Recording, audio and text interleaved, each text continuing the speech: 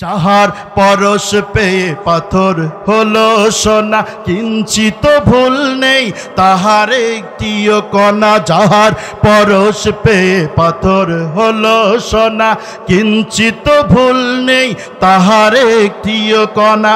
এই দুনিয়া আর সেই দুনিয়া, এই দুনিয়া আর সেই দুনিয়া, মুক্তি পাবে তুমি দোজাহানে।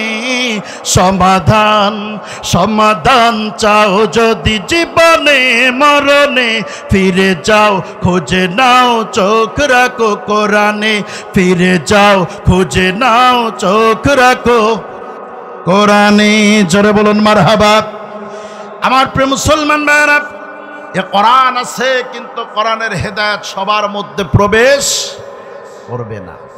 এ কোরআন ভিতরে নিতে হলে একটা পরিচ্ছন্ন দিল লাগবে। আর আমার ওই দিল ছিল হযরত ওমরের। জাহিলিয়াতের যুগের সবচেয়ে বড় সন্ত্রাস ছিল, টেররিস্ট ছিল। অথচ এ কোরআন শোনার পরে কোরআন ওমরকে এমনভাবে পরিবর্তন করে দিয়েছে। ওমর কোরআনের কাছে এমনভাবে আত্মসমর্পণ করেছিল, যেই লোকটা জাহিলিয়াতের যুগের সবচেয়ে বড় সন্ত্রাস ছিল, রাসূলুল্লাহর কল্লা কাটার মতো এত বড় দুঃসাহস কেউ দেখাই নাই, হযরত ওমর দেখিয়েছিল।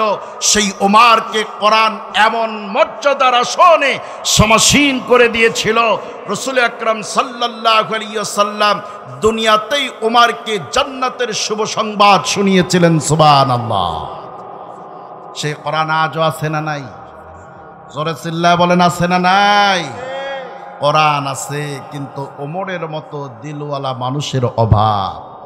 আমরা যদি আজও এ কোরআনকে হৃদয় দিয়ে ধারণ করতে পারি, বিশ্বাস করেন এ কোরআন আপনার আমার মর্যাদাকেও বাড়িয়ে দিবে। সুবহানাল্লাহ। সেই কোরআন থেকে কথা হবে। আমি আবার উদাত্ত আহ্বান জানাবো, এদিকে সেদিকে ঘোরাফেরা না করে আল্লাহর ওয়াস্তে আপনারা সকলেই প্যান্ডেলে এসে বসে যান। ভাইরা আমার, আমি আপনাদের সামনে মহাগ্রন্থ আল কোরআনুল কারীমের সূরাতুস সাফের 9 নম্বর আয়াতে কারিমা তেলাওয়াত করেছি। আল্লাহ রাব্বুল আলামিন যদি তৌফিক দেন, এখান থেকে সংক্ষিপ্ত আকারে কিছু কথা আপনাদের সামনে বলার চেষ্টা করব ইনশাআল্লাহ। সকলে আমার সঙ্গে একটু পড়েন। আউযু বিল্লাহি মিনাশ শাইতানির রাজীম। বিসমিল্লাহির রহমানির রহিম। হুয়াল্লাযী আরসালা রাসূলাহু বিল হুদা ওয়া দীনিল হক ودين الحق ليظهره على الدين كله ولو كره المشركون صدق الله العلي العظيم। শুরুতেই বলেনি, আমার আজকের আলোচনার বিষয় হলো রাসূল প্রেরণের উদ্দেশ্য এবং উম্মতের জন্য করণীয়। আলোচনার বিষয়টা সবাই বলেন তো, রাসূল প্রেরণের উদ্দেশ্য এবং উম্মতের জন্য করণীয়। খুব গুরুত্বপূর্ণ একটি টপিকসে কিছু কথা বলবো ইনশাআল্লাহ। একটু ধৈর্য দিয়ে মনোযোগ দিয়ে শ্রবণ করতে হবে। পারা যাবে ইনশাআল্লাহ? পারা যাবে ইনশাআল্লাহ? আল্লাহ রাব্বুল আলামিন পৃথিবীতে মানুষ সৃষ্টি করলেন, মানুষকে পাঠালেন। যদি আল্লাহ ইচ্ছে করতেন মানুষকে পাঠানো পর্যন্তই শেষ করে দিতেন, তাহলে সব মানুষ গোমরাহিতে লিপ্ত হয়ে যেত। আল্লাহ পাক সেটা করলেন না। তিনি কি করলেন? মানুষকে দুনিয়াতে পাঠানোর পর নবী রাসূলদেরকে পাঠালেন। কেন? এই মানুষকে হেদায়েতের পথের দিক নির্দেশনা দেওয়ার জন্য। সুবহানাল্লাহ বলেন। এখন রাসূলগণ এসে যদি মানুষকে হেদায়েতের পথ দেখায়, মানুষ হয়তো প্রশ্ন করবে যে আপনি কোন বিষয়ের রেফারেন্সে আমাদেরকে এই দাওয়াত দিচ্ছেন। এই প্রশ্ন মানুষের যেন উত্থাপন করতে না পারে, এজন্য আল্লাহ রাব্বুল আলামিন যুগে যুগে রাসূলদের কাছে, নবীদের কাছে আসমানি কিতাব ঐশী গ্রন্থ প্রেরণ করেছে। জোরে বলুন সুবহানাল্লাহ। সর্বশেষ রসুল করে আল্লাহ পাক যাকে পাঠালেন তিনি হলেন মুহাম্মাদুর রাসূলুল্লাহ সাল্লাল্লাহু আলাইহি ওয়াসাল্লাম। আল্লাহ পাক রসুলকে পাঠালেন, তার সঙ্গে গাইডলাইন করে একটি কিতাব দিলেন। চিল্লা বলুন তো তার নাম কি? রসুলকে পাঠালেন কোরআন দিয়ে। কেন? এই বিষয়টাতেই কথা বলতে চাই, একটু মনোযোগ দেন। প্রথম বিষয় হলো রসুল পাঠানোর উদ্দেশ্য।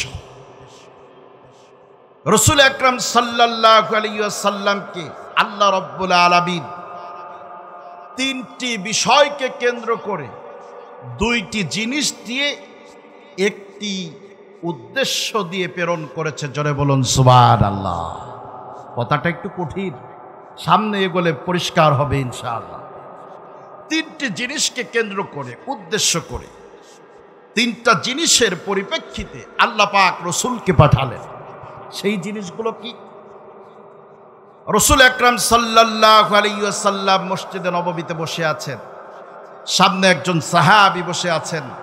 সাহাবীর নাম হলো হযরত আবু উমামা রাদিয়াল্লাহু তাআলা আনহু। তিনি আরজ করলেন, ইয়া রাসূলুল্লাহ, হে ইয়া হাবিবাল্লাহ, আপনার এই পৃথিবীতে আসার আগমনী বার্তা সম্পর্কে যদি আপনি একটু আমাদের কাছে বিস্তারিত বর্ণনা করতেন। আল্লাহ রসুল বললেন, আবু উমামা শোনো, তিনটা বিষয়কে কেন্দ্র করে আল্লাহ রাব্বুল আলামিন আমাকে প্রেরণ করেছে। সুবহানাল্লাহ বলেন।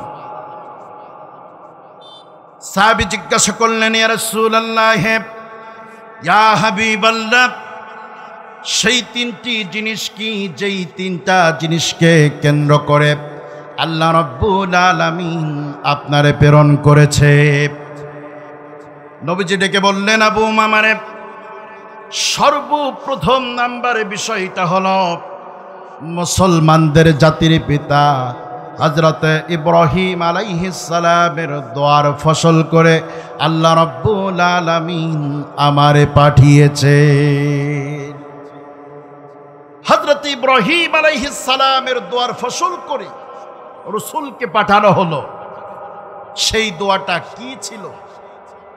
ইব্রাহিম আলাইহিস সালামকে 85 বছর পরে আল্লাহ রাব্বুল আলামিন একটা সন্তান দিয়েছিলেন। আপনারা সবাই এ ঘটনা জানেন। ঘটনা বলা উদ্দেশ্য না, মূল টপিকসের দিকে আগাচ্ছি, লক্ষ্য করে। ইব্রাহিম আলাইহিস সালামের উপরে আল্লাহ রাব্বুল আলামিন সবচেয়ে বেশি পরীক্ষা আনিয়েছেন। 85 বছর পরে সন্তান দিলেন, এটা তো একটা পরীক্ষা। সন্তান দেওয়ার পরে আর একটা পরীক্ষা নিলেন। হযরত ইব্রাহিমকে ডেকে বলা হলো, ইব্রাহিম, তোমার এই নবজাতক সন্তান আর তোমার স্ত্রীকে নিয়ে চলে যাও, একেবারে মরুপ্রান্তরের মধ্যে নির্বাসে রেখে আসো। হযরত ইব্রাহিম আলাইহিস সালাম ছুটে চললেন সন্তান আর বিবি হাজরাকে নিয়ে নির্জন মরুপ্রান্তরের মধ্যে তাদেরকে রেখে যখন চলে আসতেছিলেন, হযরত হাজরা ডেকে বললেন, প্রাণের স্বামী আমার, আমাকে আর আমার সন্তানকে এই নির্জন মরুপ্রান্তরের মধ্যে আপনি রেখে চলে যাচ্ছেন, যেখানে কোনো মানুষের বসবাস নাই, এমন কি কোনো পশু পাখি পর্যন্তও নাই। কোন অপরাধের কারণে আমাকে আর আমার সন্তানকে রেখে যাচ্ছেন?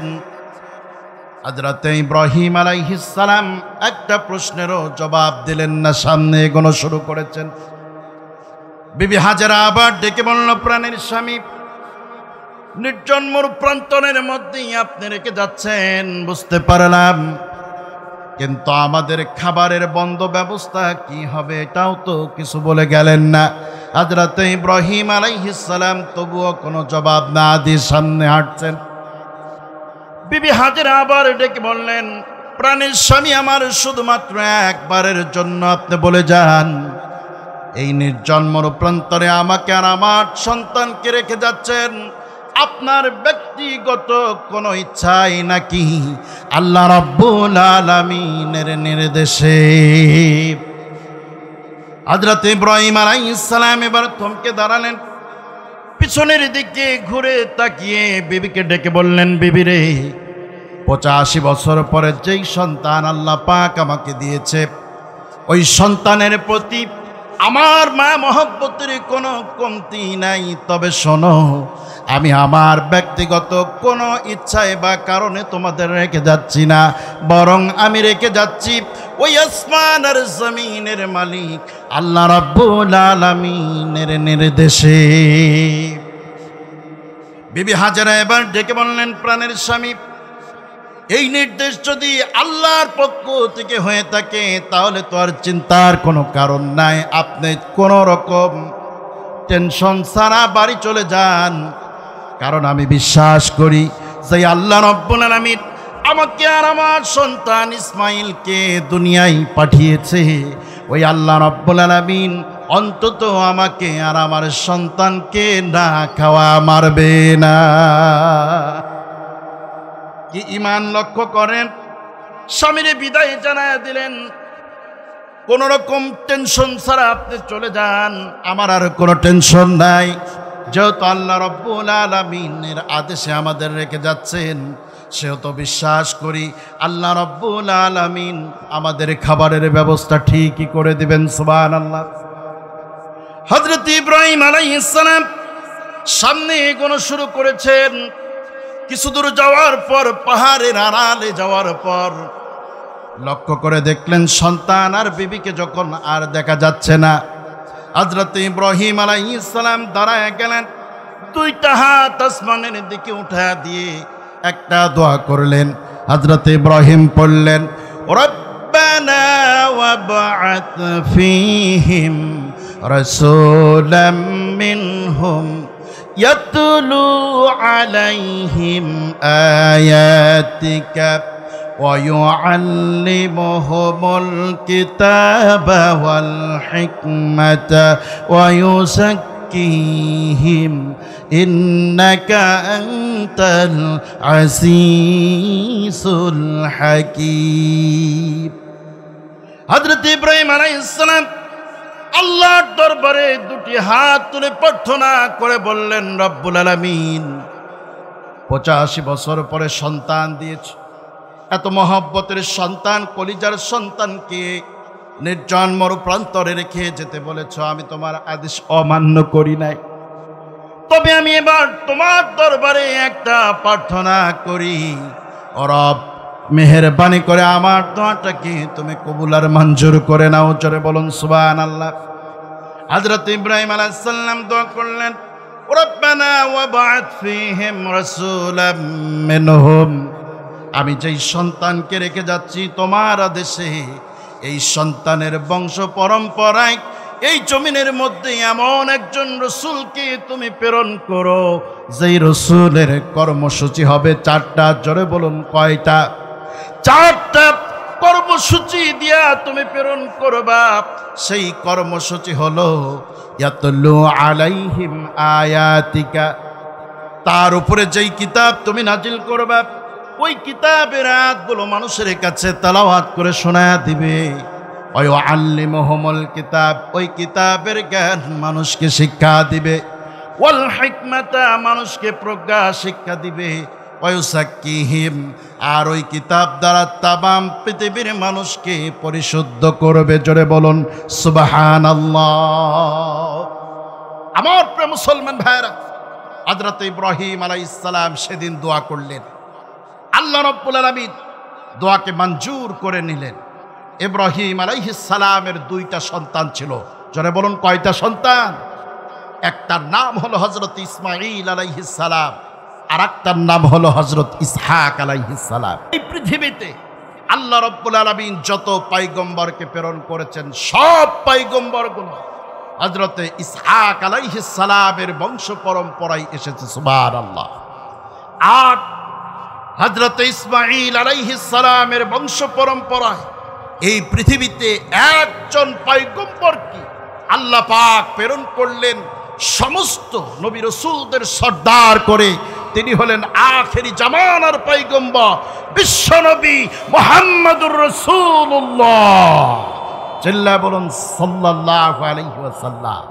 আমার প্রিয় মুসলমান ভাইয়েরা, রসুল বললেন, আবু মামা, আল্লাহ পাক আমাকে প্রেরণ করেছে তার প্রথম কারণ হলো সেই দিন আমার জাতির পিতা হযরত ইব্রাহিম আলাইহিস সালামের দোয়ার ফসল করে। সুবহানাল্লাহ। সাহাবী বললেন, ইয়া রাসূলুল্লাহ, 2 নাম্বার কারণটা কি আপনি বলেন।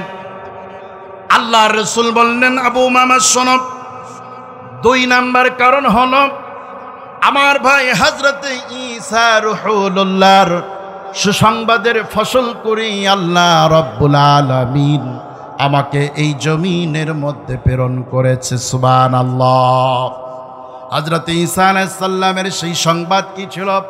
হযরত ঈসা আলাইহিস সালাম তার জাতির মানুষের কাছে তিনি ডেকে বললেন, জাতির মানুষেরা শোনো, وَإِذْ قَالَ عِيسَى ابْنُ مَرْيَمَ يَا بَنِي إِسْرَائِيلَ إِنِّي رَسُولُ اللَّهِ إِلَيْكُمْ مُصَدِّقًا لِمَا بَيْنَ يَدَيَّ مِنَ التَّوْرَاةِ وَمُبَشِّرًا برسول يأتي من بعد اسمه أحمد। জোরে বলুন আল্লাহু আকবার। হযরত ঈসা আলাইহিস সালাম তার জাতির মানুষকে ডেকে বলল, জাতির মানুষেরা শোনো, আমি তোমাদের কাছে আল্লাহর পক্ষ থেকে প্রেরিত রাসূল, তবে আমি যে শেষ রাসূল বিষয়টা কিন্তু এমন নয়। আমার পরে আরেকজন রাসূল তোমাদের কাছে আসবে, আমি সেই রসুলের সংবাদ তোমাদের শোনাচ্ছি। শোনো, আল্লাহ রাব্বুল আলামিন আমার পরে তামাম পৃথিবীবাসীর জন্য একজন রসুলকে পাঠাবেন। ওই রসুলের নাম হবে আহমদ। জোরে বলুন সুবহানাল্লাহ।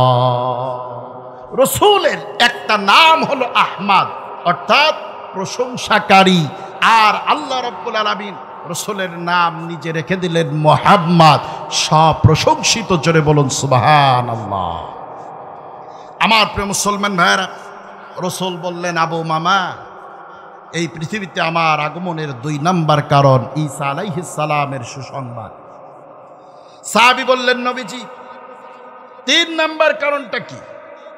আল্লাহ রসুল বললেন, শোনো, 3 নাম্বার কারণ হলো আমার মা হযরতে আমেনার সত্য স্বপ্ন। সেই স্বপ্নটা কি ছিল? বিশ্বনবী যখন তার মায়ের গর্ভে ছিলেন, তার মা একদিন শুয়ে আছেন, হঠাৎ করে তিনি দেখতেছেন যে তার পেট থেকে একটা আলোক রশ্মি বের হয়ে গেল। সুবহানাল্লাহ। সেই আলোক রশ্মি সুদূর আরব থেকে একেবারে রোম পারস্য পর্যন্ত পৌঁছায় গেল। হযরত আমেনা বলতেছেন, আমি ওই আলোক রশ্মির আলোতে রোম আর পারস্যের বড় বড় প্রাসাদগুলো এখান থেকে দেখেছি, আমার সামনে পরিষ্কার হয়ে গেছে। সুবহানাল্লাহ। আমার প্রিয় মুসলমান ভাইরা, তার মানে হলো আল্লাহ রাব্বুল আলামিন রাসূল আকরাম সাল্লাল্লাহু আলাইহি ওয়াসাল্লামের জীবদ্দশায় এমন এক আলোকিত সমাজ ব্যবস্থা কায়েম করবে, সেই আলোকিত সমাজ ব্যবস্থার আলোয় রোম আর পারস্য পর্যন্ত আলোকিত হয়ে যাবে। মানুষে হেদায়েতের পথ খুঁজে পাবে। জোরে বলুন সুবহানাল্লাহ। আমার প্রিয় মুসলমান ভাইরা, এই 3টি বিষয়কে কেন্দ্র করে আল্লাহ পাক রসুলকে পাঠালেন 2টি জিনিস দিয়ে। সবাই বলেন তো কয়টা জিনিস দিয়ে? কয়টা জিনিস দিয়ে? 2টা জিনিস দিয়ে। মনোযোগ আছে আপনাদের? মনোযোগ আছে? একটু মনোযোগ দিয়ে শোনেন। 2টা জিনিস দিয়ে প্রেরণ করলেন। সেই 2টা জিনিস কি? আল্লাহ পাক এই আয়াতের পরের অংশে বলতেছেন। আল্লাহ রাব্বুল আলামিন বলেন, হুয়াল্লাযী আরসালা রাসূলাহু বিল হুদা ওয়া দীনিল হক। 2টা জিনিস দিয়ে আল্লাহ পাক রসুলকে পাঠালেন।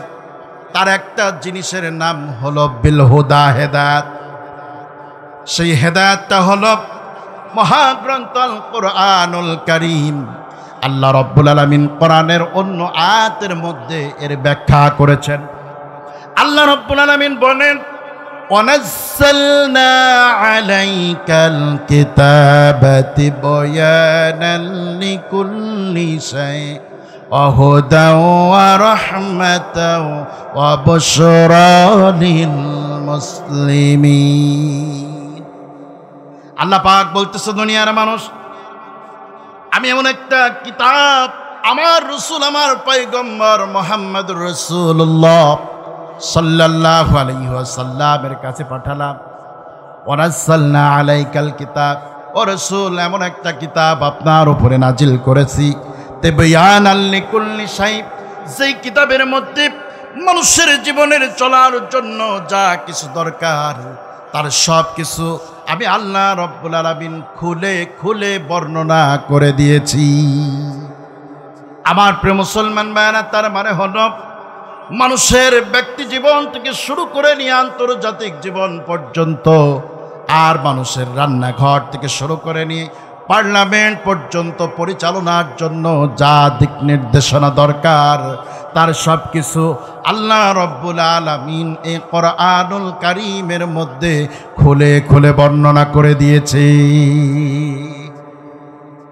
এখন বলেন তো সেই কোরআন আমাদের কাছে আছে না নাই কিন্তু এই কোরআন দিয়ে কি রাষ্ট্র পরিচালিত হয় কথা কন না কেন কোরআন আমাদের কাছে আছে কিন্তু কোরআন দিয়ে রাষ্ট্র চালানো হয় না কেন আমাদের দেশের নামধারী মুসলমানদের কথা হলো ও কোরআনের আইন বর্বর আইন ও আইন আর এখন চলে না নাউজুবিল্লাহ বলবেন না আর জোরে বলেন নাউজুবিল্লাহ আমার প্রিয় মুসলমান ভাইরা অথচ ওমর ফারুক রাদিয়াল্লাহু তাআলা আনহু এই কোরআন দিয়ে অর্ধ জাহান পরিচালনা করেছে কথা বলে ঠিক কিনা কোনো সমস্যা হয় নাই কোনো সমস্যা হয় নাই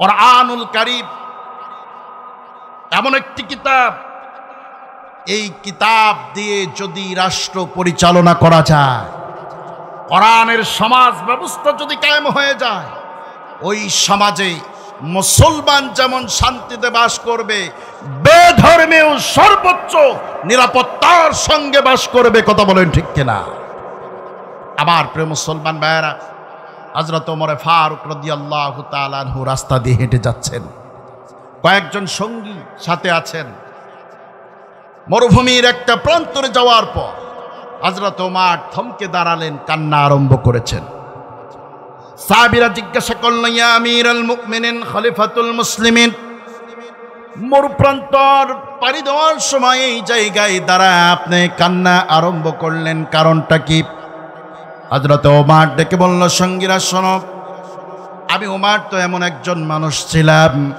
আমার পিতা খাত্তাব ছাগলের একটা পাল দিয়ে আমাকে ছাগল চড়ানোর জন্য এই মরুপ্রান্তরে পাঠিয়েছিল আমি এখানে আসার পরে আমার ওই ছাগলের পাল থেকে একটা ছাগল নেকড়ে ধরে খেয়ে ফেলেছিল সন্ধ্যাবেলায় যখন বাড়িতে ফিরে যায় আমার পিতা আমাকে প্রহার করেছিল আর বলেছিল সামান্য একটা ছাগলের পালকে পরিচালনা করতে পারিস না সংসার চালাবি কেমন করে হযরত ওমর বলতেছে সঙ্গীরা শোনো আজকে কোরআনের বরকতে আল্লাহ রাব্বুল আলামিন আমি ওমরকে এমন যোগ্যতা দান করেছে শুধুমাত্র ছাগলের পাল পরিচালনা নয় বরং আমি ওমর অর্ধ জাহান পরিচালনা করি এক মুহূর্তের জন্য আমার কোনো সমস্যা হয় নাই আমার প্রিয় মুসলমান ভাইরা বলেন তো দেখি সেই কোরআন এখনো আছে না নাই এই কোরআন দিয়ে হযরত ওমর যেই রাষ্ট্র কায়েম করলেন এমন এক রাষ্ট্র ব্যবস্থা তিনি কায়েম করেছেন ইতিহাসে আজও পর্যন্ত স্বর্ণাক্ষরে লিপিবদ্ধ আছে হযরত ওমর জুমার মেম্বারের উপরে দাঁড়ায় তিনি ডেকে বললেন ও মদিনার মুসলমানেরা তোমরা সাক্ষী থেকে যাও আমি ওমর বলতেছি আমি যদি কোনো ভুল করি তোমরা আমার ভুল ধরায় দিবা আর আমি যদি সঠিক কোনো আদেশ করি তাহলে সেটাও তোমরা পালন করবা কারণ আমার ভুল এই জন্য ধরায় দিবা আমি ওমরের শাসন ব্যবস্থায় ফোরাতের তীরেও যদি কোনো একটা কুকুর খোদার যন্ত্রণায় কাতরা যদি মারা যায় কিয়ামতের দিন আল্লাহর আদালতে আসামি হিসাবে দাঁড়ায়া আল্লাহর আদালতে আমার জন্য জবাবদিহিতা করা লাগবে। কি জবাবদিহিতা তাদের মধ্যে ছিল আমার প্রিয় মুসলমান ভাইরা। এই জবাবদিহিতা যেই জাতির মধ্যে থাকবে, এই জাতি কোনোদিন মানুষের রিলিফের চাল আত্মসাৎ করতে পারবে না। কথা বলেন ঠিক কিনা? যেই জাতির মধ্যে এই জবাবদিহিতা থাকবে, এই জাতি কোনোদিন রোডের বদলে বাস ঢুকাইতে পারবে না। কথা বলেন ঠিক কিনা? জবাবদিহিতার কাঠগড়ায় দাঁড়াতে হবে। হযরত ওমর তিনিও রাষ্ট্র পরিচালনা করলেন, আর আমাদের মুসলমান সন্তানগুলো রাষ্ট্র চালায়। রাষ্ট্রীয় ব্যাংক থেকে হাজার হাজার কোটি টাকা লুট হয়ে যায়, তাদের কোনো মাথা ব্যথা নাই। কথা বলেন ঠিক কিনা? আমি এই জন্য বলি, মুসলমানের সন্তানদেরকে এই সমস্ত পাগল ছাগল দিয়া একটা সুশৃঙ্খল রাষ্ট্র কখনো উপহার দেওয়া যেতে পারে না। কথা বলেন ঠিক কিনা? মানুষকে, মানবতাকে যদি সুশৃঙ্খল মানব কল্যাণমুখী একটা রাষ্ট্র উপহার দিতে হয়, তাহলে দরকার হযরত উমরের মতো একজন রাষ্ট্রনায়ক, আর কোরআনের মতো সংবিধান, যিনি কোরআন দিয়ে রাষ্ট্র চালাবে, সিরাজ জুব্বা পরে, তারপরেও রাষ্ট্রের 1 টাকা অন্যায়ভাবে আত্মসাৎ করবে না। কথা বলো ঠিক কিনা?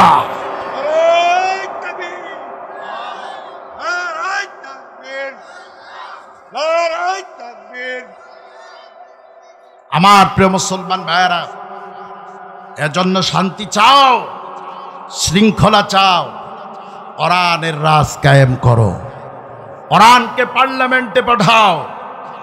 এ সমাজ সোনার সমাজ হয়ে যাবে, এ জাতি সোনার জাতিতে পরিণত হবে। কথা বলেন ঠিক কিনা? সেই আরবের মানুষগুলোর জীবন জীবিকার প্রধান উপকরণ ছিল লুটতরাজ। ছিনতাই না করলে, চুরি ডাকাতি রাহাজানি না করলে পেটের খাবার জুটত না। কথা বলেন ঠিক কিনা? অথচ কোরআন যখন নাজিল হলো, ওই আরবের ভূখণ্ডের মানুষগুলো এ কোরআনের কাছে আসার কারণে এ কোরআন তাদেরকে এমন সোনার মানুষে পরিণত করে দিয়েছে, তামাম পৃথিবীর বাদশাহে পরিণত করে দিয়েছে। কথা বলেন ঠিক কিনা? এজন্য শান্তি শৃঙ্খলা যদি পেতে হয়, আল্লাহর দেওয়া বিধানের কোনো বিকল্প নাই। আমার প্রিয় মুসলমান ভাইরা, কোরআন আছে আমাদের কাছে আজও, কিন্তু এই কোরআন শুধুমাত্র কাগজের পাতার মধ্যে আমরা আবদ্ধ করে রেখেছি, কোরআনের শিক্ষাটা নিতে পারি নাই। এজন্য আমাদের এত সমস্যা এখনো। কথা বলেন ঠিক কিনা? ভাইরা আমার, কোরআন শিখতে হবে, কোরআন জানতে হবে, কোরআন দিয়ে জীবন পরিচালনা করতে হবে, তবেই শান্তি আর শৃঙ্খলা আসবে। মনে করেন এটা একটা কাগজ, এই কাগজের এক পাশে যদি লিখে দেওয়া হয় আগুন, বলেন তো এই কাগজটা কি জ্বলে যাবে? জোরে বলেন, জ্বলে যাবে? আবার অপর পৃষ্ঠায় যদি লিখে দেওয়া হয় পানি, এই কাগজটা কি ভেসে যাবে, ডুবে যাবে? শুধুমাত্র আগুন লিখলে আগুনে জ্বলে না, পানি লিখলেই পানিতে ডুবে না। আগুন লেখার পাশাপাশি প্রকৃত আগুনে যদি ফেলে দেওয়া যায়, কাগজটা অটোমেটিক জ্বলে একেবারে সারকার হয়ে যাবে। কথা বলে ঠিক কিনা? পানি লেখার পরে পানিতে ডুববে না, বরং কাগজটাকে যদি প্রকৃত পানিতে ভাসিয়ে দেওয়া যায়, ফেলে দেওয়া যায়, এই কাগজটা পানিতে ডুবে যাবে। কথা বলেন ঠিক কিনা? তো কোরআনের বিধানগুলো শুধু কোরআনের পাতায় পাতায় থাকলে হবে না, কোরআনের পাতায় পাতায় কিয়ামত পর্যন্ত থাকার পর মানুষ যদি এখান থেকে প্রকৃত শিক্ষাটা না নেয়, মানুষের ভাগ্যের কোনো পরিবর্তন হবে না। আর এই মানুষ যদি এ কোরআনের পাতায় পাতায় থাকা বিধান থেকে শিক্ষা নিয়ে নিজেরা যদি তদ অনুযায়ী পালন করে চলতে পারে, তবে কোরআনের প্রকৃত রূপ মানুষে দেখতে পাবে। কথা বলেন ঠিক কিনা? শান্তি শৃঙ্খলা ফিরে আসবে। আমার প্রিয় মুসলমান ভাইয়েরা, তাহলে সকলকেই এ কোরআনের কাছে ফিরে আসার দরকার আছে না নাই? চিল্লা বলেন, আছে না নাই? আল্লাহ রব্বুল আলামিন বিশ্ব নবীকে 2টি জিনিস দিয়ে পাঠালেন, তার একটা হলো বিল হুদা, হেদায়াত। সেই হেদায়াতের নাম কি? আমার প্রিয় মুসলমান ভাইরা, তামাম জিন্দেগি ভর যদি আমরা আল্লাহর কাছে শুধু প্রার্থনা করি, ইহদিনাস সিরাতাল মুস্তাকিম, আয় রব্বুল আলামিন মেহেরবানি করে তুমি আমাদেরকে হেদায়েতের পথ দেখায় দাও। তামাম জিন্দেগি ভর এই প্রার্থনা শুধু করলেই হবে না, বরং আল্লাহ রব্বুল আলামিন হেদায়েতের পথ দেখানোর জন্য যেই কিতাবকে প্রেরণ করেছে, আমরা যদি ওই কিতাবকে জীবনে গ্রহণ করে নিতে পারি, তাহলে পারে এই কিতাব আমাদেরকে হেদায়েতের পথ দেখায় দিবে। সুবহানাল্লাহ। আমার প্রিয় মুসলমান ভাইরা, তাহলে ফিরতে হবে কোথায়? জোরে বলুন কোথায়? কোরআনের কাছে। এখন কোরআন তো নিজেরাও শিখি না, কোরআন নিজেরা তো পারি না, সন্তানদেরকেও শিক্ষা দিতে চাই না। আছে না এমন মানুষ? আপনি কি ফাঁকিটা আপনার বাবাকে দিলেন, আপনি একবার চিন্তা করেন তো দেখি, একটু বোঝেন এ কোরআনের হেদায়েত আপনি কেমন করে নেবেন? কোরআনটা তো আপনি পড়তেই জানেন না। আপনার পিতা আপনাকে এত কষ্ট করে মানুষ করলো, বড় করলো। আমার তো মন বলে পৃথিবীতে কোনো পিতাই বোধহয় সন্তানের ইনকাম খাওয়ার জন্য সন্তানকে মানুষ করে না, বরং বাবারা চেষ্টা করে যে আমি যেই কষ্ট করেছি আমার সন্তানের জন্য সেই কষ্ট না করতে হয়। এজন্য সবসময় তারা সন্তানের ভবিষ্যৎ সহ গড়ে দেওয়ার চেষ্টা করে। যেই পিতা এত কষ্ট করে আপনাকে লালন পালন করলো, আপনি থেকে ওই পিতা কোনো রকম কোনো সুযোগ সুবিধা কোনোদিন ভোগ করলো না। জীবনের শেষ মুহূর্তে কেউ আপনি আপনার পিতাকে ফাঁকি দিলেন, কিচ্ছু দিতে পারলেন না। আছে না এমন সন্তান? জানাজার নামাজে দাঁড়ায়, সেখানেও জানাজা পড়ানোর জন্য ভাড়াটিয়া হুজুর লাগে। আচ্ছা আপনারা বলেন তো দেখি, যার বাবা মারা গেছে এই লোকটা যদি আল্লাহর দরবারে হাত তুলে রব্বির হামহুমা কামা রব্বায়ানি সগীরা এই কথা বলে, তাহলে তার দিল থেকে যেই আবেগ আসবে, আর ভাড়াটিয়া হুজুর দিয়ে যদি দোয়া করানো হয়, তার আবেগ কি কখনো এক হবে? আপনারা কি বলেন এক হবে? কোনোদিন হবে না। কথায় কথা বেড়ে যায়। এক নেতার বাবা মারা গেছে, তো নেতা মানুষ চিন্তা করছে বাপে মরছে, আমি যদি এখন কান্নাকাটি করি লোকে আমারে কি বলবে, সবাই আমাকে দেখে ভয় পায়, আমার চেয়ে বড় পাতিমাস্তান এই অঞ্চলে আর একটাও নাই। অথচ আমি যদি কান্নাকাটি করি মানুষে তো আমারে কা পুরুষ বলবে। বিবেক কত দূর চিন্তা করছেন? আমি খুব আশ্চর্য হয়েছিলাম, ওনার নাম কি যেন, ডক্টর জাফর ইকবাল, তাই না? মারা গেল কিছুদিন আগে, জাফরুল্লাহ। ডক্টর জাফরুল্লাহ সাহেব যখন মারা গেলেন, তার সন্তানটা জানাজার নামাজ এসে যখন মিডিয়ার সামনে কথা বলতেছিল, আমি আশ্চর্য হয়ে গেছি।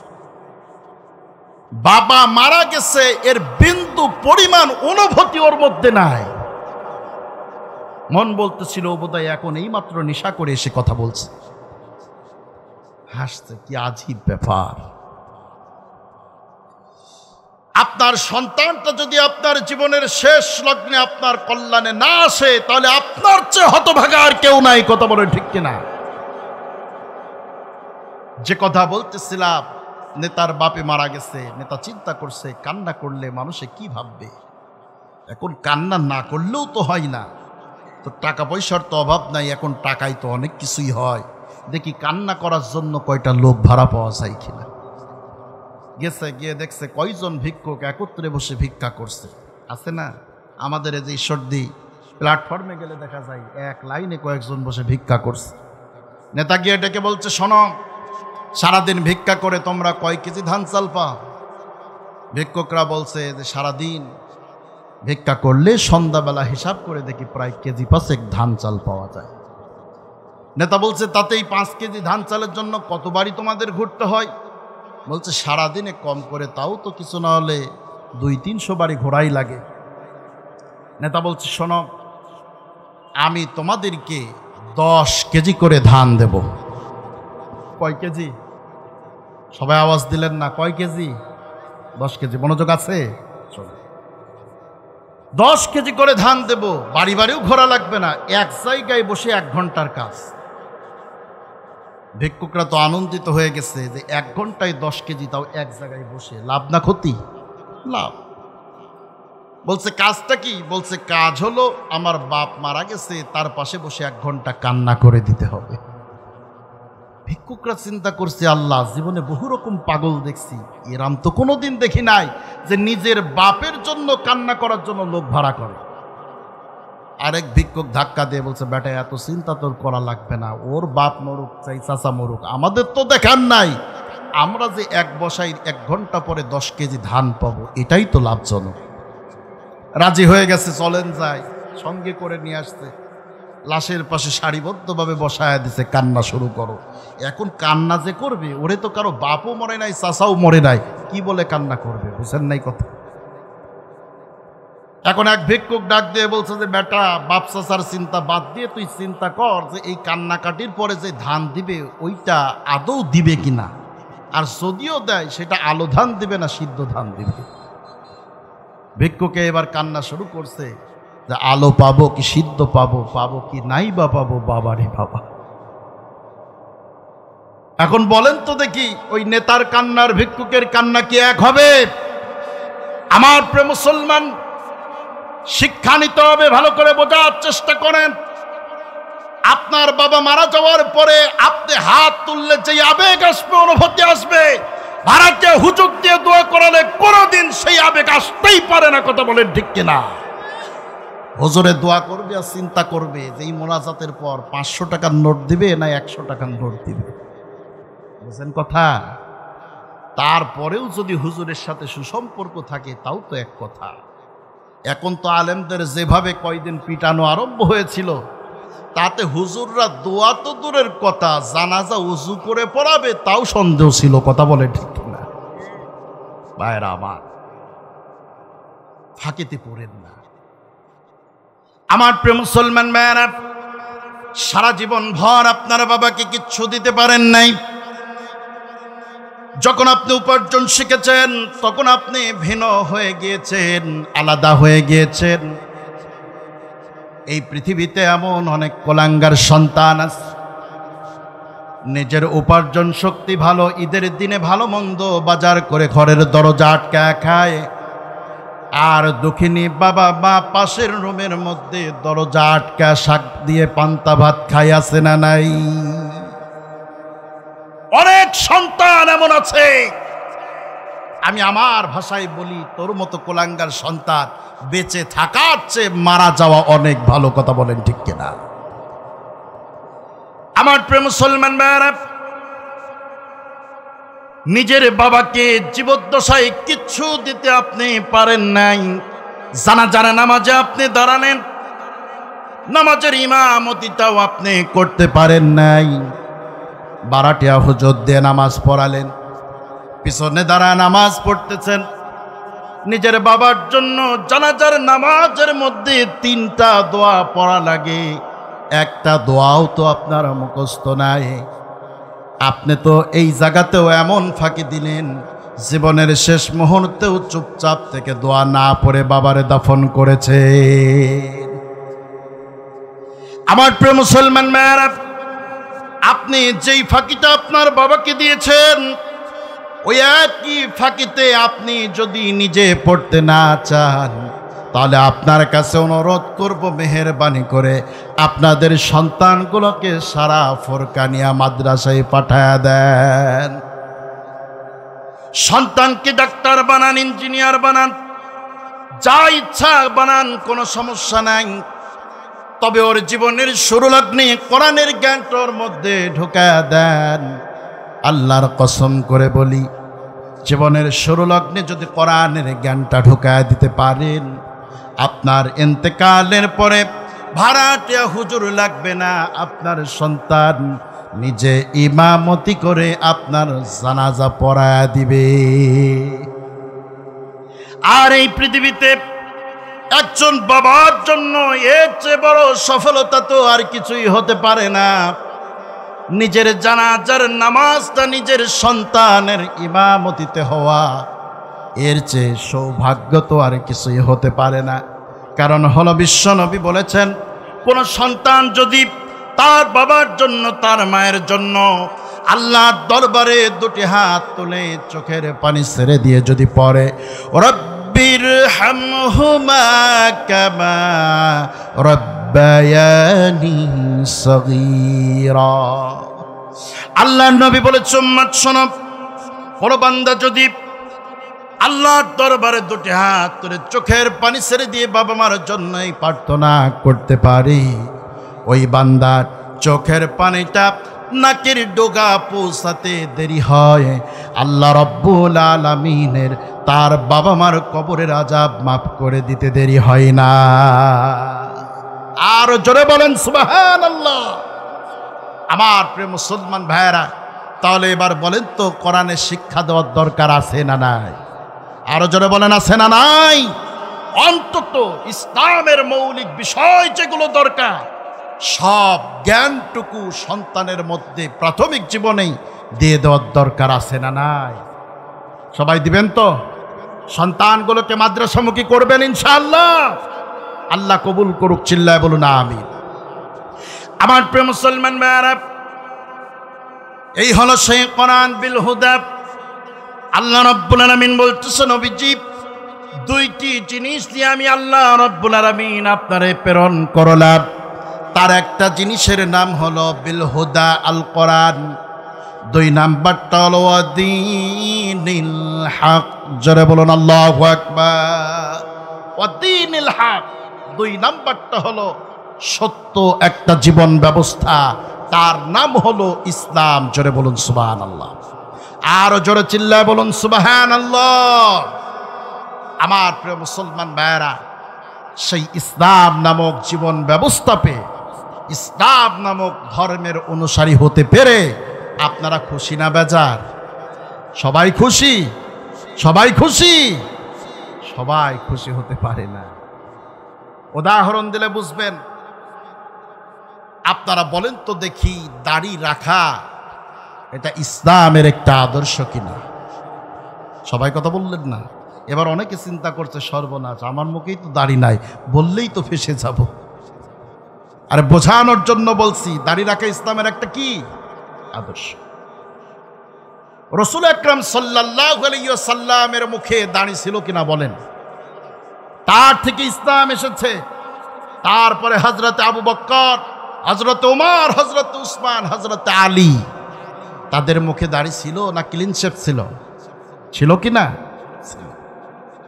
তাহলে ইসলামের মৌলিক শিক্ষা আস্তে আস্তে আজকে আপনার দাড়ি রাখতে এখন লজ্জা লাগে। কারণ কি? তার মানে ইসলাম থেকে আপনি আপনার নিজেকে এতটা দূরে সরিয়ে নিয়েছেন। এক সময় মুসলমানেরা ইসলামের সমস্ত বিধানগুলো পালন করতে আনন্দ বোধ করত, আর আজকে আপনি ওয়েস্টার্ন কালচারকে প্রাধান্য দিতে গিয়ে নিজেকে এত দূরে সরিয়েছেন ইসলাম থেকে যে ইসলামের বিধান পালন করতে আজ আপনার লজ্জা লাগে। কথা বলেন ঠিক কিনা? আমার প্রিয় মুসলমান ভাইয়েরা, এই যদি হয় অবস্থা, তাহলে কিয়ামতের দিন আবু বকরের মতো মুসলমানগুলোকে যদি জান্নাত দেওয়া হয়, আপনি আর আমার অবস্থা কোথায় থাকবে বলেন? আপনার আর আমার অবস্থাটা কোথায় থাকবে? বোঝার চেষ্টা করে। আমার প্রিয় মুসলমান ভাইয়েরা, আল্লাহ রাব্বুল আলামিন কোরআনের মধ্যে বলতেছে, গোলাম শোনো, ইসলাম এমন একটা জীবন ব্যবস্থা, আমি আল্লাহ রাব্বুল আলামিন কেবলমাত্র ইসলামকেই আমার মনোনীত করে দিয়েছি। আল্লাহ পাক বলেন, আল ইয়াউমা আকমালতু লাকুম দীনাকুম ওয়া আতমামতু আলাইকুম নি'মাতি ওয়া রাদিতু লাকুমুল ইসলাম দীনা। আল্লাহ রাব্বুল আলামিন तमाम पृथिवीर मुसलमानদের কি ডেকে বলতেছে, রে মুসলমানেরা, আজকে তোমার খ্রিস্টান ধর্মের কালচার ভালো লাগে, ইহুদি ধর্মের কালচার তোমার পছন্দ হয়, হিন্দু ধর্মের কালচার তোমার ভালো লাগে, তুমি জন্মদিন পালন করো, তুমি হ্যাপি বার্থডে পালন করছো, সুন্নতে খাতনা পালন করছো, তুমি 7 দিনের কামান অনুষ্ঠান করছো, বিবাহ বার্ষিকী পালন করছো, অথচ এগুলোর একটাও তো ইসলাম সমর্থিত কোনো ব্যবস্থা নয়। গোলাম, তুমি না মুসলমান, নিজেকে ইমানদার বলে যদি তুমি দাবি করে থাকো, তাহলে তোমার শোনায় দেই, শুনে রেখে দাও, এমন এক ইসলাম তুমি পেয়েছো, আমি আল্লাহ রাব্বুল আলামিনের কাছে তামাম পৃথিবীর কোনো ধর্ম, কোনো বর্ণ, কোনো মতাদর্শ আমি আল্লাহ রাব্বুল আলামিন মনোনীত করি নাই, একমাত্র একটা জীবন ব্যবস্থাকেই মনোনীত করেছি। চিৎকার দিয়ে বলুন, তার নাম কি? আল্লাহ পাক বলতেছে, গোলাম, একমাত্র কেবলমাত্র ইসলামকেই আমি মনোনীত করে দিয়েছি। তোমার রব যেইটাকে মনোনীত করে দিয়েছে ওইটা যদি তোমার ভালো না লাগে, তাহলে তোমার বুঝতে হবে তোমার ইমানের ব্যাটারিটা ফিউজ হয়ে গিয়েছে। আমার প্রিয় মুসলমান ভাইরা, আজকে পৃথিবীর মানুষ ইসলামকে বাদ দিয়ে মানব রচিত তন্ত্র মন্ত্রগুলোকে বেশি প্রাধান্য দেওয়া আরম্ভ করেছে। মানুষ আজকে বেশি স্বাচ্ছন্দ্য বোধ করে ওয়েস্টার্ন কালচারগুলো পালন করার মধ্য দিয়ে। অথচ আল্লাহ রাব্বুল আলামিন কি বলতেছে লক্ষ্য করেন।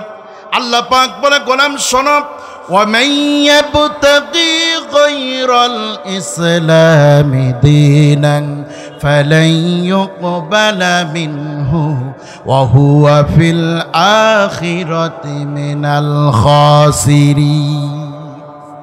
আল্লাহ পাক শোনাচ্ছেন, নবীজি, এই পৃথিবীতে লেনিন, কার্ল মার্কস আর মাও সেতুংয়ের মতাদর্শ মানুষের যতই তালাশ করুক না কেন কোনো লাভ হবে না। আমি আল্লাহ বলে দিলাম, ওয়ামান ইয়াবতাগি গায়রাল ইসলামি দীনা, ইসলামকে বাদ দিয়ে মানুষের যত তন্ত্রমন্ত্র, যত জীবন আদর্শকে গ্রহণ করুক না কেন, ফালাই ইউকবালা মিনহু, কোশ্চিন কালেও তার থেকে এগুলো কখনো গ্রহণ করা হবে না। ওয়াহুয়া ফিল আখিরাতি মিনাল খাসিরিন, আর পরকালীন জিন্দেগিতে এই মানুষগুলোই হবে সবচেয়ে বেশি ক্ষতিগ্রস্ত। জোরে বলুন নাউজুবিল্লাহ। আমার প্রিয় মুসলমান ভাইরা, ইসলাম ভালো লাগে না? হুজুর ছেলে দেখলে মেয়ে বিয়ে দিতে মন চাই না, মেয়েদের আবার হুজুর ছেলে পছন্দও হয় না, আছে না নাই? দাড়িওয়ালা ভালো লাগে না? তুমি মনে রেখো, তোমার রসুল ছিল দাড়িওয়ালা। তুমি মনে রেখো, তোমার উত্তরসূরি পূর্বপুরুষগুলো ছিল দাড়িওয়ালা। এটাকে অবজ্ঞা করা মানে ইসলামকে অবজ্ঞা করা। কথা বলেন ঠিক কিনা? আমার প্রিয় মুসলমান ভাইয়েরা, ভালো করে বোঝার চেষ্টা করেন, কথায় কথা বেড়ে যায়। আচ্ছা আপনারা বলেন তো দেখি, মনে করেন আমার হাতে এইটা একটা পানির বোতল, এই পানির বোতলে 2টা ডেট দেওয়া আছে, আছে না? একটা দেওয়া আছে এর উৎপাদনের মেয়াদ তারিখ, আছে কি না? আরেকটা আছে কি এর এক্সপায়ার ডেট। এখন মনে করেন এই বোতলের এক্সপায়ার ডেট দেওয়া আছে 2025 সালের ডিসেম্বর পর্যন্ত। মনোযোগ আছে আপনাদের? 2025 সালের ডিসেম্বর পর্যন্ত এখানে এক্সপায়ার ডেটটা লেখা আছে। তার মানে আপনি কি বুঝলেন বলেন তো? তার মানে এটা প্রমাণ করে যে এই বোতলের মধ্যে যেই পানীয়টা আছে এইটা 2025 সালের ডিসেম্বর পর্যন্ত এর গুণগত মান একই থাকবে। কথা বলেন ঠিক কিনা? গুণগত মান কি হবে? ঠিক থাকবে। কিন্তু 2025 সালের ডিসেম্বরের পর এই গুণগত মানটা কি হয়ে যাবে? নষ্ট হয়ে যাবে। আমার প্রিয় মুসলমান ভাইয়েরা, এবার আপনাদের কাছে প্রশ্ন করি, বলেন তো দেখি, আপনারা ওয়েস্টার্ন কালচারকে আজকে প্রাধান্য দিচ্ছেন কেন? আপনাদের কাছে মনে হয় ওইটা হলো আধুনিক জীবন ব্যবস্থা, এই তো নাকি? আপনি মনে করলেন ওইটা আধুনিক জীবন ব্যবস্থা, অথচ 1400 বছর পূর্বে আল্লাহ রাব্বুল আলামিন ইসলামকে মনোনীত করে ইসলামকে সার্বজনীন আধুনিক জীবন ব্যবস্থা হিসেবে স্বীকৃতি দিয়েছেন। জোরে বলুন সুবহানাল্লাহ। এখন ইসলামের এই এক্সপায়ার ডেট কত দূর পর্যন্ত বলেন দেখি? ইসলাম যে একটা আধুনিক জীবন আদর্শ জীবন ব্যবস্থা, এর মেয়াদ কতদিন পর্যন্ত? ইয়াউমুল কিয়ামা, কিয়ামত পর্যন্ত। কোন পর্যন্ত? কিয়ামত পর্যন্ত। ইসলাম হলো সবচেয়ে অত্যাধুনিক জীবন ব্যবস্থার নাম। জোরে বলুন সুবহানাল্লাহ। সেই ইসলাম আপনার ভালো লাগলো না, সেই ইসলামের কালচার আপনার ভালো লাগলো না, আপনার ভালো লাগলো কোনটা? নমরুদের কালচার। কথা কন না কেন? আমার প্রিয় মুসলমান ভাইয়েরা, বড় দুর্ভাগা এ জাতি, বড় দুর্ভাগা কপাল পড়া জাতি, যারা সঠিক জিনিস পাওয়ার পরেও মূল্যায়ন করতে পারে না। তাহলে ইসলামের আদর্শের কাছে ফিরে আসা যাবে ইনশাআল্লাহ, ফিরে আসা যাবে ইনশাআল্লাহ। আল্লাহ পাক সবাইকে কবুল করুন, চিল্লায় বলুন আমিন। আমার প্রিয় মুসলমান ভাইয়েরা, শুধুমাত্র ইসলামের এই মতাদর্শ যে দুনিয়াতেই থাকবে বিষয়টা কিন্তু এমন নয়, বরং আপনার ইন্তেকালের পরে আপনাকে যখন কবরে নামানো হবে তখন পড়া হবে বিসমিল্লাহি ওয়া আলা মিল্লাতি রাসূলুল্লাহ। রাসূলের মিল্লাতের উপরে আপনাকে দাফন করা হবে। কথা বলেন না কেন? নাকি আপনাকে বলা হবে বিসমিল্লাহি ওয়া আলা মিল্লাতে মুজিব সাহেব, মিল্লাতে জিয়াউর রহমান বলা হবে? কি বলা হবে? মিল্লাতে রাসূলুল্লাহ। রাসূলের মিল্লাতের উপরে যদি জীবন না কাটাতে পারেন, কবরে আমার মতে 1 লক্ষ হুজুরে মিলেও যদি মিল্লাতে রাসূলুল্লাহ বলে আপনারে শোয়া দেয়, কোনো লাভ নাই। সারা জীবন ভর বাম আর রামের রাজনীতি করবেন, সারা জীবন ভর এমন দলের নেতা কর্মী হিসেবে নিজেকে পরিচয় দিবেন যেই দলে আল্লাহু আকবার স্লোগান দেওয়া পর্যন্ত নিষিদ্ধ। কথা বলেন ঠিক কিনা? আল্লাহু আকবার স্লোগানকে যেই দলে নিষিদ্ধ করা হয়, জঙ্গি বলা হয়, কোন ইমানদারের জন্য ওই দল করা জায়েজ নাই। কথা বলেন ঠিক কিনা? সারা জীবন এই সমস্ত বাম আর রামের পথে চলবেন, দালালি করবেন, আর মৃত্যুর পর আপনার জানাজা দিয়া মিল্লাতে রাসূলুল্লাহ বলে রাসূলের মিল্লাতে চড়ায়া দিলেই আপনি সোজা জান্নাতে যাবেন। এত সোজা না। কথা কন না কেন? এত সস্তা না। ভাইয়ের আমার, জীবদ্দশায় রাসূলের পথে চলতে পারেন নাই, মারা যাওয়ার পর পচা দুর্গন্ধযুক্ত এই মরা লাশ দেয়া রাসূল কি করবে? কোনো কাজ আছে? কোনো কাজ আছে? আপনার জীবদ্দশায় রাসূলকে অবমাননা করা হয়েছে, আপনি একদিন রাজপথে নামতে পারেন নাই। রাসূলকে অবমাননা করা হয়েছে, আপনি তার একদিন প্রতিবাদ জানাতে পারেন নাই। আবার যারা প্রতিবাদ মিছিল করেছে, আপনারা বলেছেন কই ফ্রান্সে রাসূলকে গালি দেওয়া হয়েছে, আর মোল্লাদের খেয়ে দে কাম নাই, এখানে বাংলাদেশ গরম করছে। এমন কথা বলার লোক ছিল কি ছিল না? ছিল কি ছিল না? আপনি রাসূলের আদর্শে নিজেকে আদর্শিত তো করেনই নাই। রাসূলকে গালি দেওয়া হয়েছে, কটূক্তি করা হয়েছে, একটা প্রতিবাদ মিছিলে পর্যন্ত অংশগ্রহণ করতে পারেন নাই। আর আপনাকে মিল্লাতে রাসূলুল্লাহ বলে চারায়া দিলেই রাসূল গ্রহণ করবে, এত সোজা না। আমার প্রিয় মুসলমান ভাইরা, তাহলে রাসূলের মিল্লাতে যদি যেতে হয়, জীবদ্দশায় ইসলামকে পুরোপুরিভাবে মানতে হবে। কথা বলেন ঠিক কিনা? এখন ইসলাম কেমন করে মানবেন সেইটা একটু বোঝাচ্ছি, মন দিয়ে বোঝার চেষ্টা করেন। ইসলাম শব্দটার মূল ধাতু হলো সিলমন। সিলমন শব্দ থেকে ইসলাম শব্দের উৎপত্তি।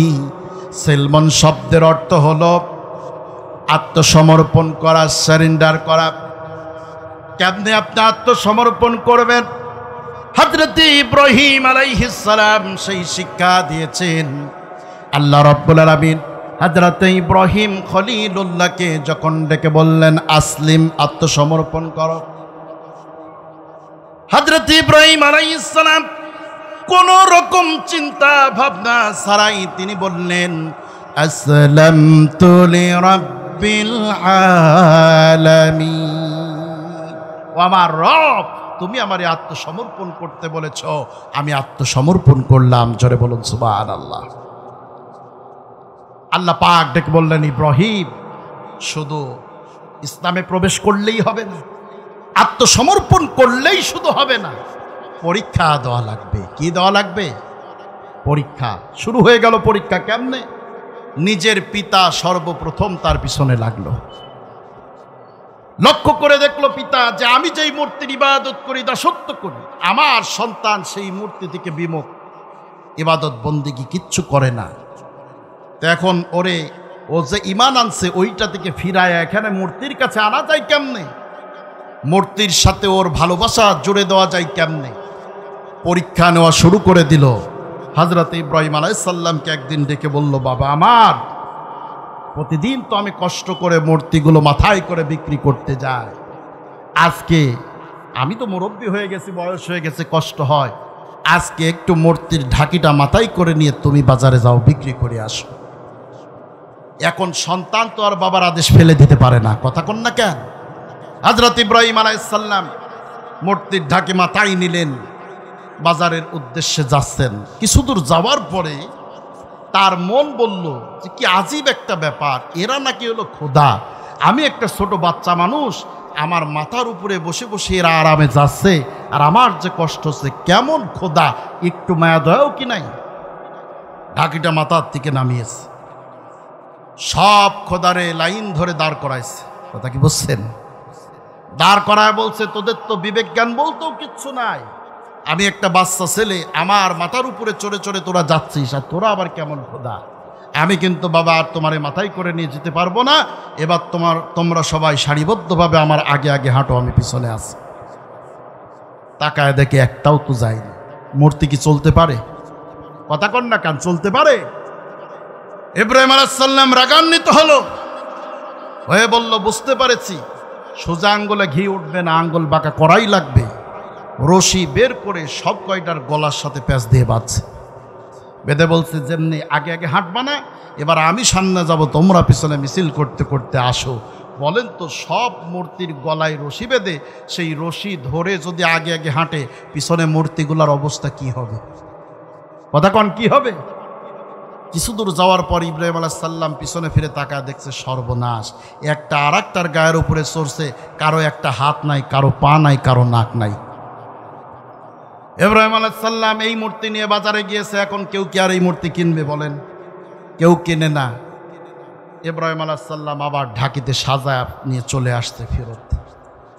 আসার পরে বাবা বলতেছে, প্রতিদিন আমি সকালে যাই, সন্ধ্যায় ফিরি, তাও সব বিক্রি হয় না, কিছু বেঁচে যায়, আর তুমি গেলে আর আসলে এর মধ্যেই সব বেচা হয়ে গেছে।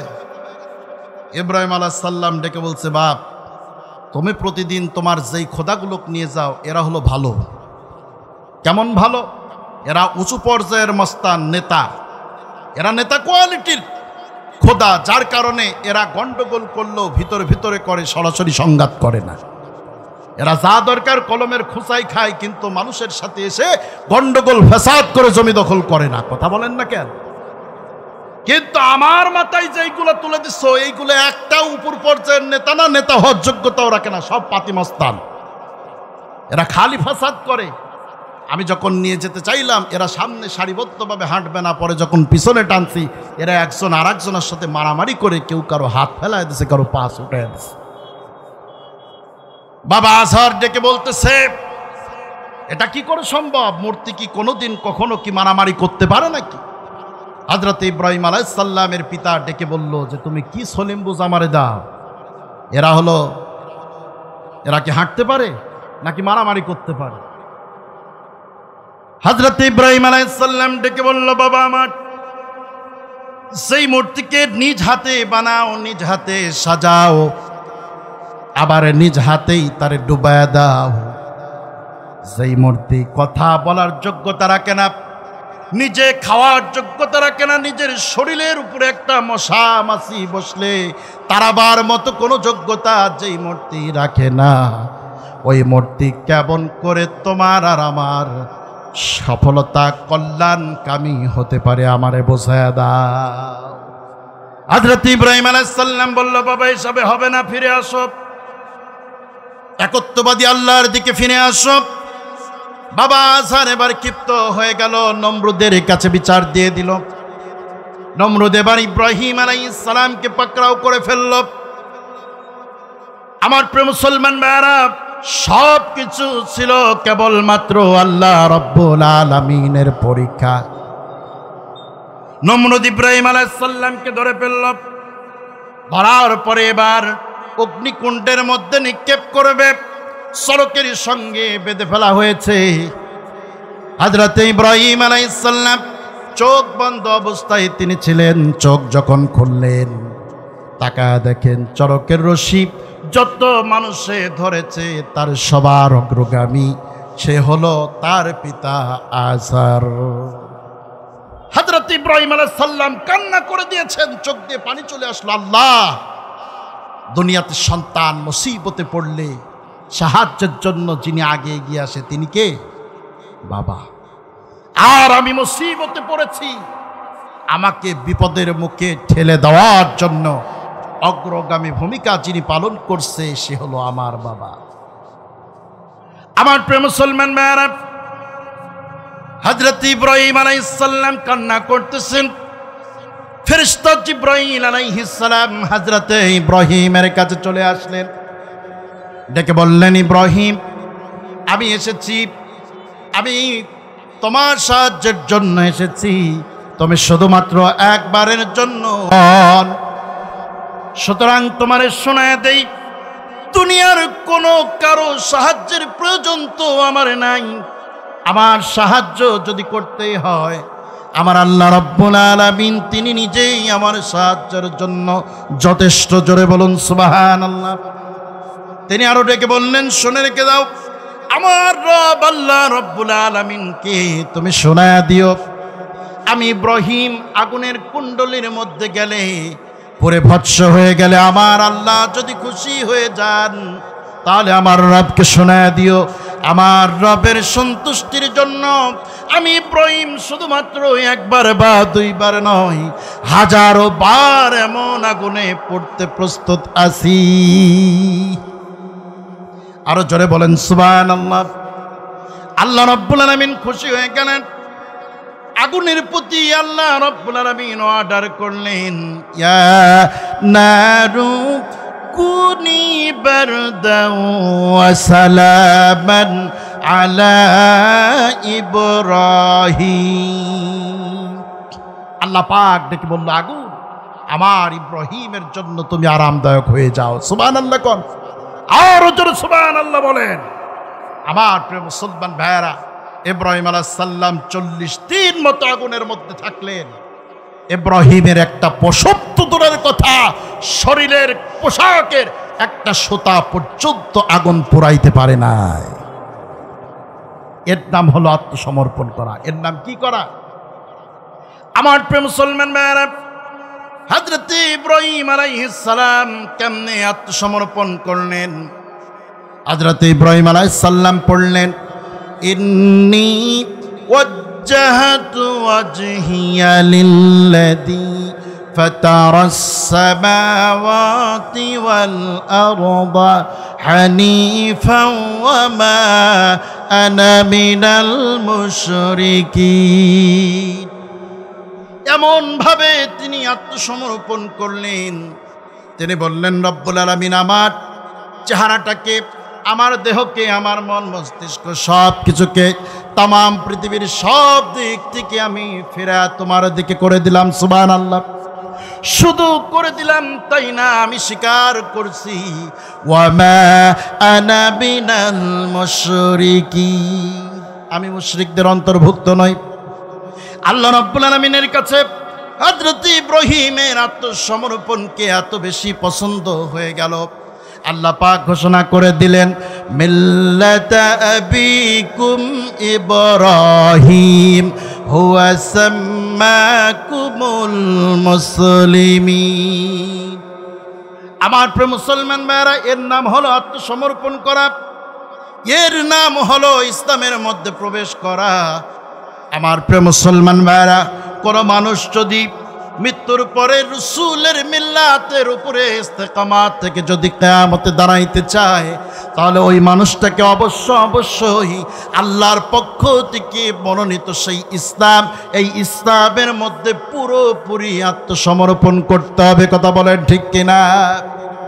আল্লাহ রাব্বুল আলামিন এই জন্য বলেন, ইয়া আইয়ুহাল্লাযীনা আমানু দুখুলু ফিস-সিলমি কাফা ওয়া লা তাত্তাবিউ খুতুওয়াতিশ শাইতান ইন্নাহু লাকুম আদুউম মুবিন।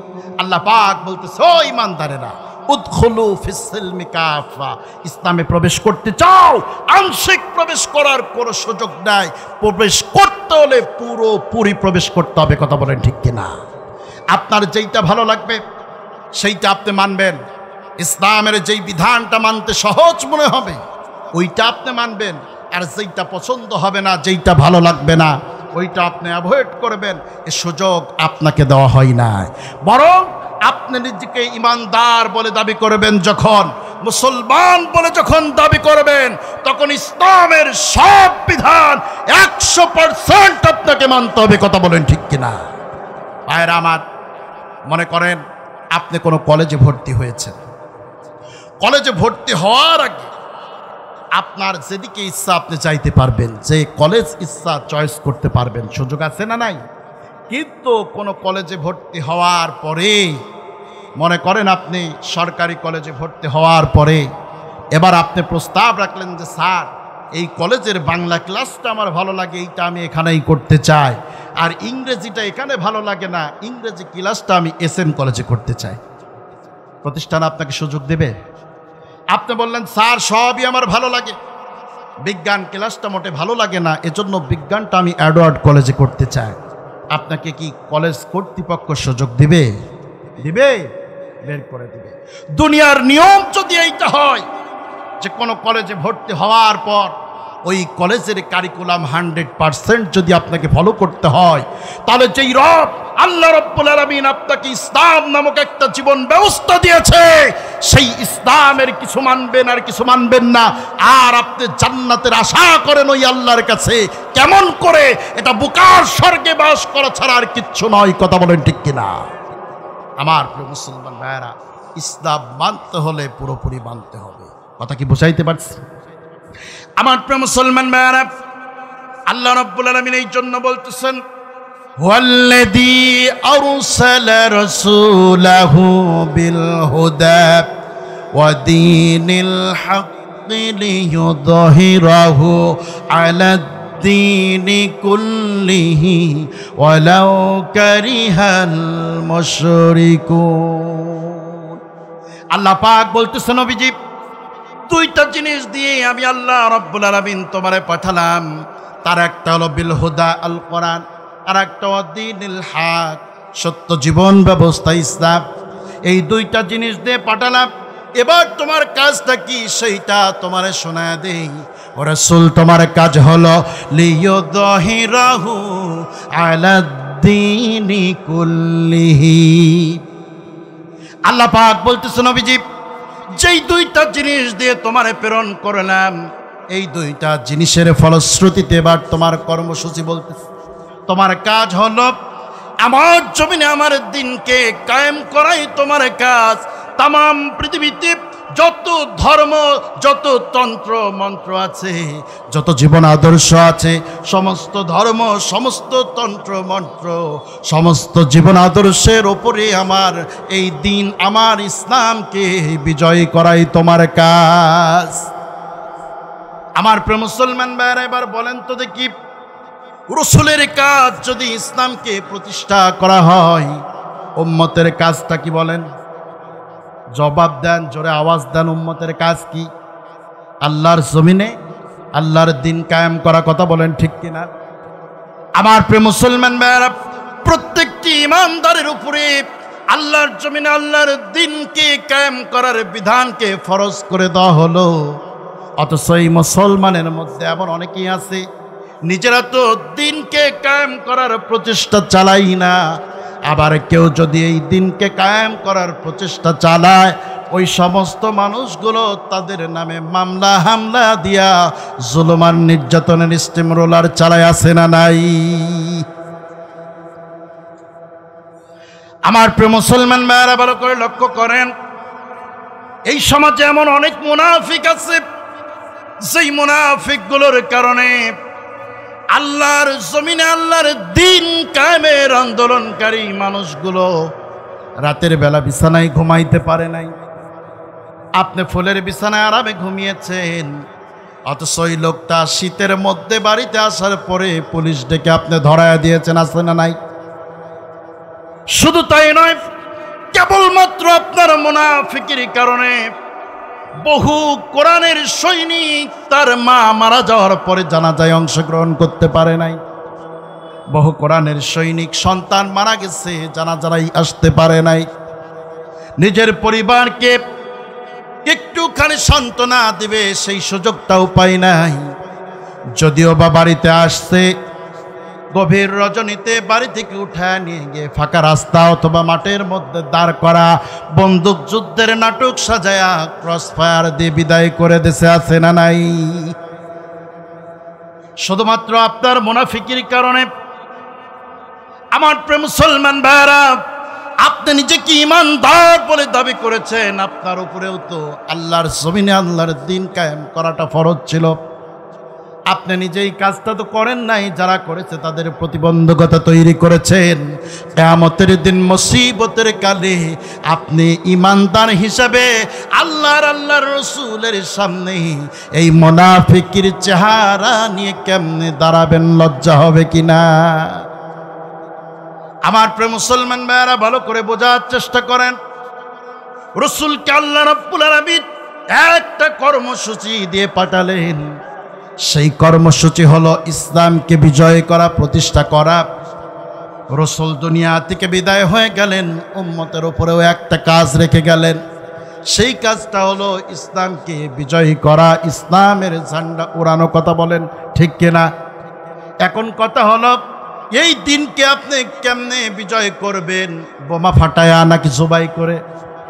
এগুলো তো জঙ্গি কারবার, এইভাবে হবে না। বরং দিন বিজয় করার চারটা কর্মসূচি, চারটা পদ্ধতি আল্লাহ রাব্বুল আলামিন বাতলিয়ে দিয়েছেন। জোরে বলুন সুবহানাল্লাহ। সেই চারটা কর্ম পদ্ধতি হলো ওই যে ইব্রাহিম আলাইহিস সালাম দোয়া করেছিলেন, রব্বানা ওয়াবআত ফীহিম রাসূলাম মিনহুম ইয়াতলু আলাইহিম আয়াতিকা ওয়া ইউআল্লিমুহুমুল কিতাবা ওয়াল হিকমাতা ওয়া ইউযাক্কিহিম ইন্নাকা আনতাল আজিজুল হাকীম। কর্মপদ্ধতি কয়টা? সবাই আওয়াজ দেন, কয়টা?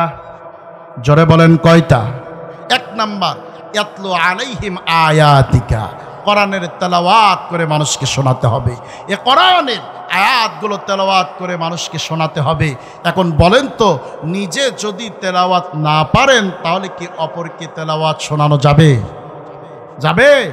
তাহলে আগে নিজেকে শিখতে হবে। তাহলে এক নাম্বার কাজ কি?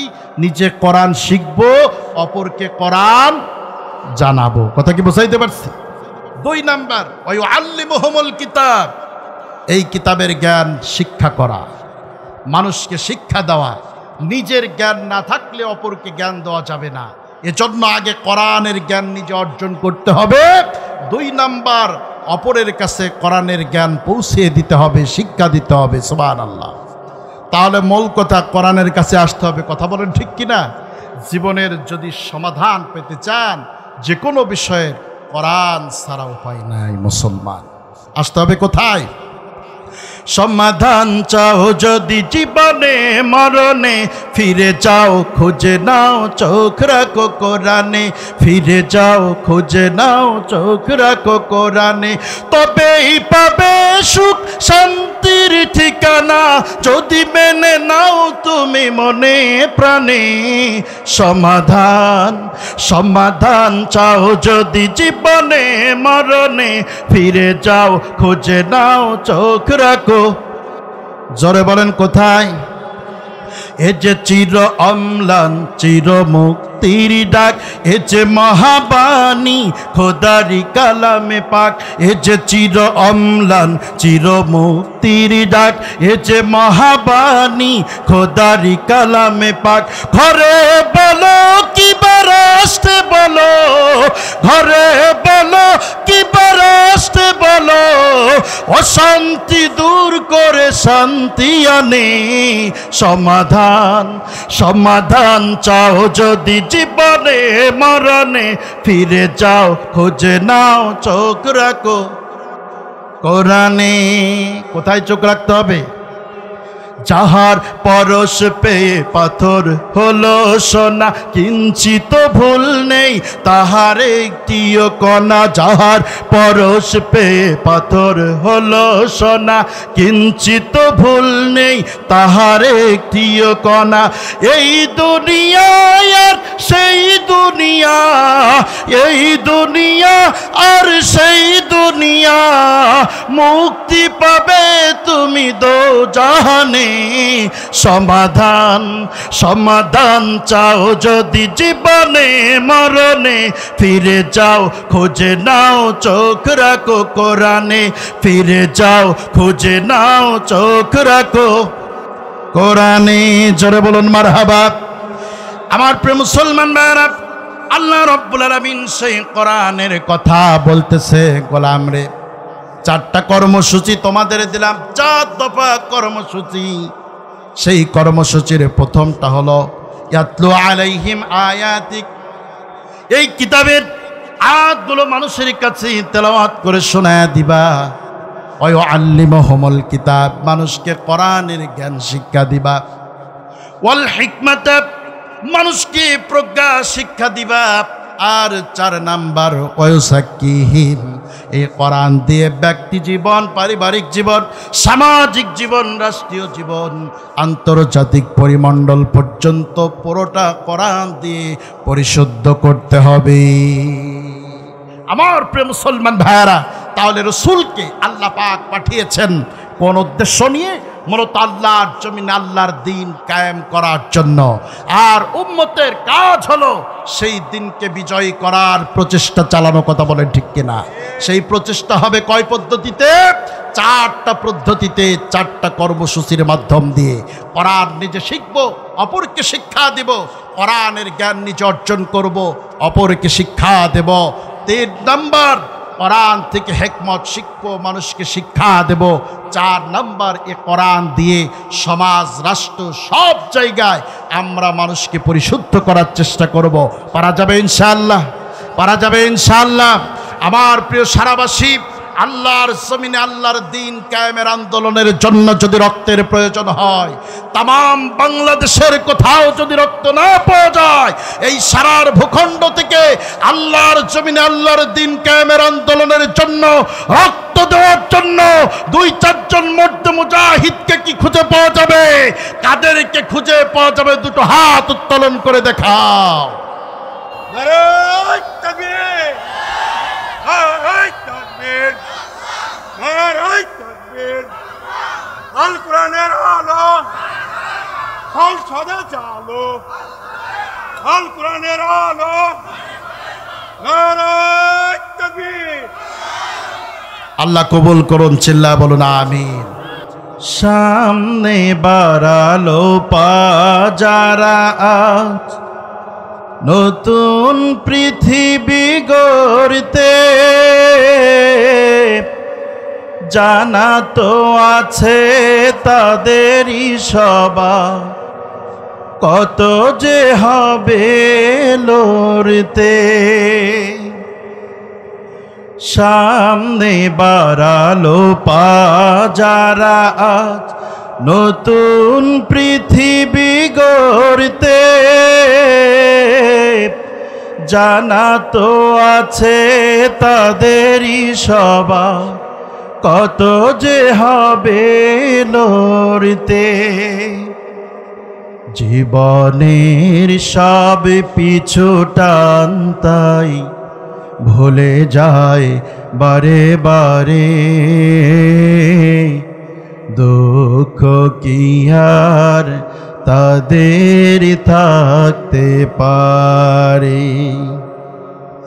আল্লাহকে যারা বেসেছে ভালো, দুঃখ কি আর তাদের থাকতে পারে, দুঃখ কি আর তাদের থাকতে পারে।